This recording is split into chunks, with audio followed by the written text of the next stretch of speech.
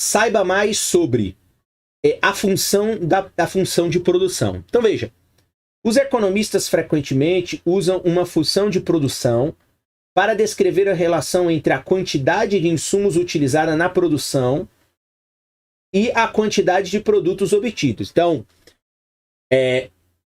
os economistas costumam pegar a produção e fazer um modelo, fazer uma equação. Então veja, a função de produção, ela vai descrever quanto você precisa de trabalhadores, quanto você precisa de capital, quanto você precisa de matérias-primas e assim sucessivamente. Então, por exemplo, suponha que Y represente a quantidade produzida, L a quantidade de trabalho, K a quantidade de capital físico, H a quantidade de capital humano e N a quantidade de recursos naturais. Então aí nós podemos escrever essa função. Então veja, a função de produção, ou seja, a produção está em função de AF, né? Ou seja, a função de produção, ela depende de quantidade de trabalho, quantidade de capital humano e quantidade de recursos naturais. Então, onde F é uma função, portanto, que mostra como os insumos são combinados para gerar o produto, e a variável que representa a tecnologia produtiva disponível. Então você tem que F, que vai mostrar a combinação para gerar os produtos. Você veja aqui uma espécie de multiplicação aqui, ou seja, em torno da tecnologia disponível. Então, a produção de um determinado país, ela está em função de como os insumos são combinados, portanto, digamos que seria um conhecimento teórico, mais um conhecimento em torno da tecnologia produtiva aplicável, então, ou seja, a forma de fazer, e aí depois você vai disponibilizar. Então, diante dessa fórmula de fazer, nós temos trabalhador, capital humano e recursos naturais, com o objetivo, portanto, de gerar uma determinada quantidade de produção. Então, veja, à medida, portanto, que a tecnologia ela é aperfeiçoada, o A aumenta. Então, consequentemente, eu vou ter no país pobre, muitas vezes, eu também vou ter algum grau de trabalho, algum grau de capital físico, algum grau de capital humano.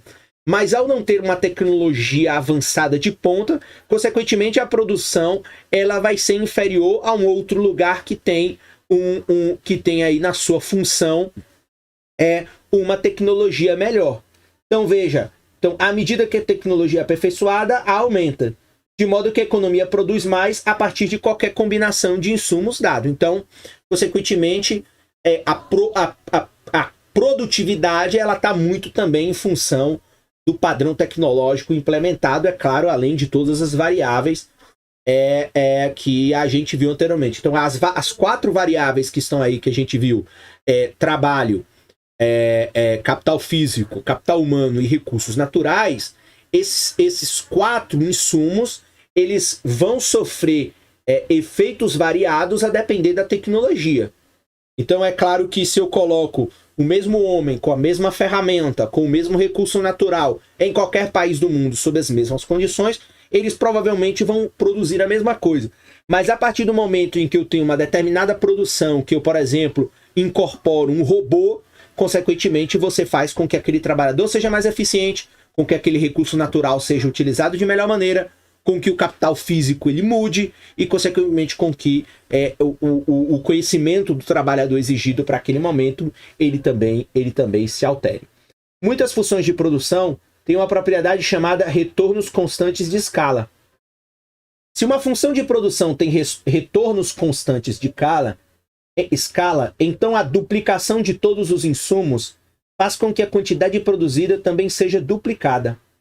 Matematicamente, podemos dizer que a função de produção tem retornos constantes de escala se, para qualquer valor positivo de y, tivermos de x, né?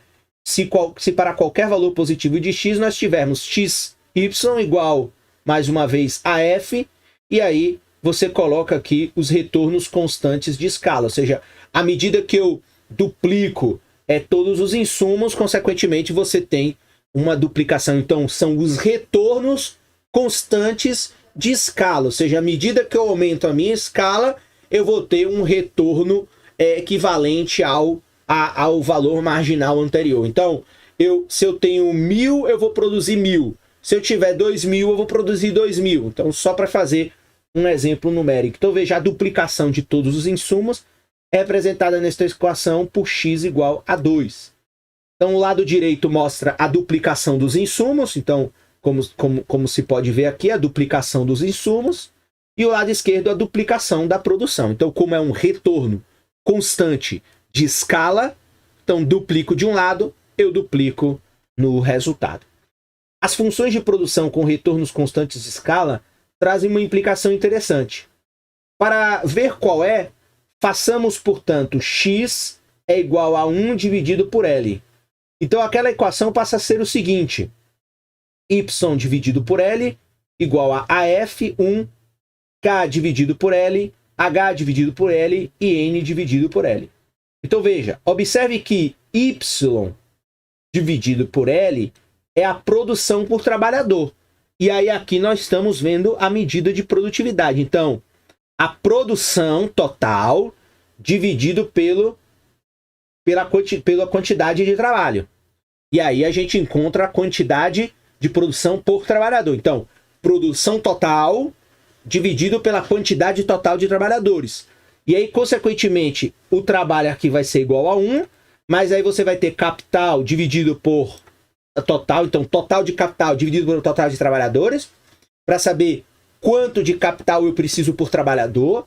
Depois eu tenho H dividido por L para saber a quantidade de capital humano total dividido pela quantidade de trabalhadores, ou seja, quanto é o nível de capital humano que cada trabalhador tem incorporado.